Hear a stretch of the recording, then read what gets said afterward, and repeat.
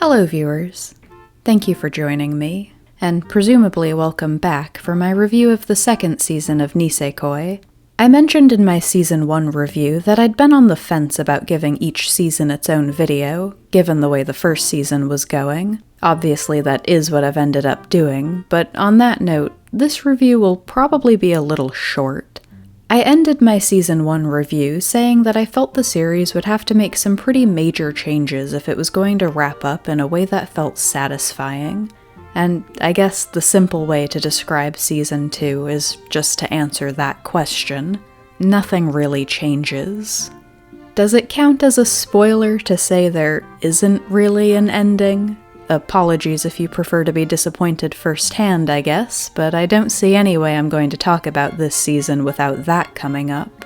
I need to back up, though. We'll get to the ending and my overall thoughts in due time, because when I say nothing changes in Season 2, I mean it in several ways. My big Season 1 complaint was how they kept introducing new characters, rather than develop the ones they already had, and that's still happening. The worst offender this time around was Onodera's little sister, Haru, who's just starting high school. She's portrayed as being sweet, but a little naive, having attended an all-girls junior high, and most importantly, she's really protective of her older sister, who she, kind of rightfully, decided is too nice for her own good. So Haru's definitely not a fan of Raku and his Yakuza family background, and she seems to be the only one who immediately picks up on his obvious crush on Onodera, despite publicly dating another girl, not to mention all the other girls who've come to flock around him by this point. I actually really like the concept of Haru's character. Onodera's always been her own worst enemy when it comes to her love life, so she could use as many people in her corner as possible, even if one of them isn't exactly supporting her goals. I think everyone needs that voice of reason friend, the one who isn't afraid to tell you, hey, maybe this guy is more trouble than he's worth. I think I could have really liked Haru's inclusion if they'd introduced her earlier and kept her character a little simpler. Just kept her focused entirely on making sure her sister's not being taken advantage of. Because unfortunately, not much of the time Raku spends trying to win over Onodera's sister is actually about Onodera, because Haru also has a fateful encounter on her first day of high school. She's cornered by a group of thugs on her way in and is so overwhelmed she passes out. Which is why she didn't quite see the boy who came to her rescue, but she decides it's destiny and that they're meant to be together, and of course the boy turns out to be Raku. So most of her episodes are really spent trying to reconcile her image of Prince Charming with all her preconceptions about Raku, and just another love interest was absolutely the very last thing I wanted out of this season. But I don't want to make it sound like the experience was all negative. Several episodes worth of time spent on a lesser love interest isn't what I wanted, but we hardly see Mari at all this season, so at least it was a more likable lesser love interest. And I actually want to backtrack on any negative feelings I had towards Seishiro in the first season.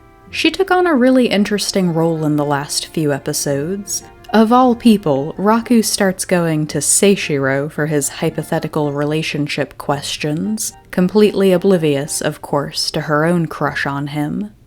It was through these conversations that something about her character just came into better focus for me, I guess. It was the confirmation that even if she was more in tune with her emotions, as she is starting to be this season, she would never act on her feelings, because she couldn't stand to hurt Chitoge like that.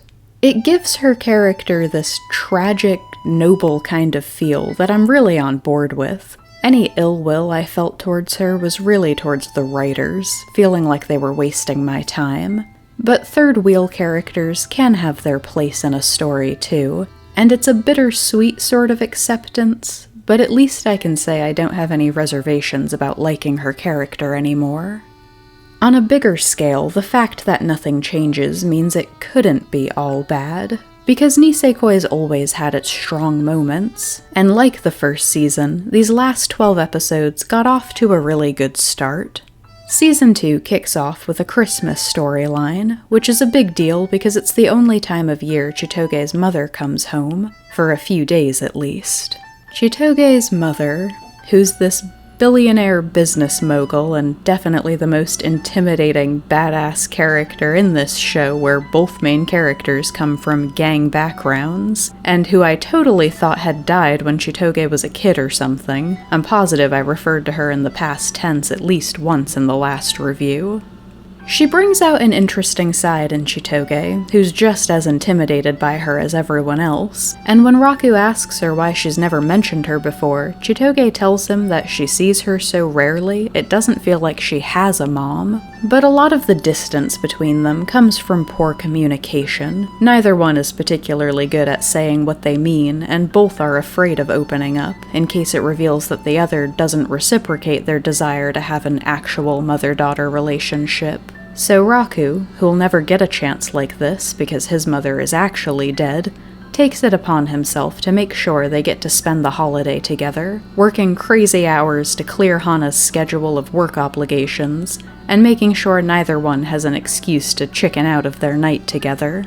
I really loved these couple of episodes. Christmas is seen as a very romantic holiday in Japan, so I loved the choice to make it a family story. It could have been a really easy excuse for some cheap drama about which girl Raku would end up spending the day with, and I'm glad we dodged that. But also, I've said it before, when Nisekoi is at its best, it reminds me of Toradora, and weaving in complicated family relationships really doubled down on that. This storyline dared me to be optimistic about the rest of the series. Unfortunately, Season 2's high points are kind of few and far between. Aside from these Christmas episodes, the redemption of Seishiro's character for me, and one really cute half of an episode about a middle school Onodera pushing herself to get into the same high school that Raku's going to, very little of substance happens in Season 2. It's a lot more of the same, an abundance of fluffy plot lines that are cute sometimes, but don't really do anything to advance the greater story. And so it ends without a proper conclusion. The pending confessions are all left unsaid. They try to end it on an optimistic note. Chitoge decides that even if she's ready to acknowledge her crush, she doesn't want anything to change just yet. She wants to enjoy these carefree school days while she can. And in another series, that ending might have been fine, but it just wasn't good enough for me here. I didn't know a lot about Nisekoi going into it, but I saw how long it was, and that left me with the expectation that I wouldn't have to face this kind of disappointment. This might be a controversial opinion, but I prefer anime-only endings over conclusions that stay true to the manga but leave things up in the air. I guess what it comes down to is that I've seen anime that managed to tell complete stories in less than half the time that Nisekoi had to play with, so it feels like this series has no excuse. It's more of a letdown than I can properly explain. There was so much that I expected to talk about in this review. They were really building up this storyline about destiny and childhood soulmates with the locket mystery.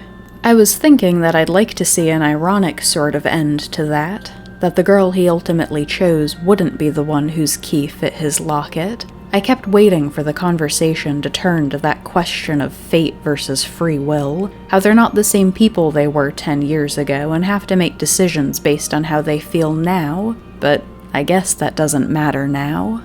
It's an end that makes me want to suggest anyone interested in this story go read the manga instead, though I haven't looked into it myself. To be honest, I'm not all that interested in going out and reading it myself right now. Nisekoi had some good moments, but at least for now, experiencing the anime has tired me of this story. I'm ready to move on to something else. Thank you for watching.